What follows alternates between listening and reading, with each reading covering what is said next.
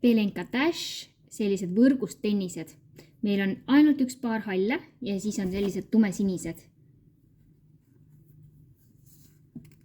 Neil on siis pealt materjal kõik võrgust, kannaosa on mikrofiiber ja peal on paelad. Paeltega saab siis natukene reguleerida, et tõmmata siit kokku poole.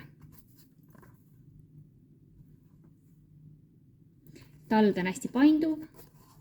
Väga kergesti saab teda rulli keerata ja väänata. Ja see tald on siis ka jalanõu külge õmmeldud. Sees on tal sisetald, mis on sellise froteega kaetud ja alt on siis taas kasutatud PU materjalist polüretaan. Ja hallid.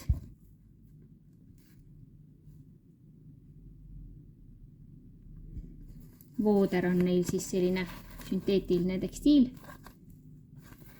Ja kannaosas on mingi selline sünteetiline tugevam materjal, nii et see kannaosa on natukene tugevam.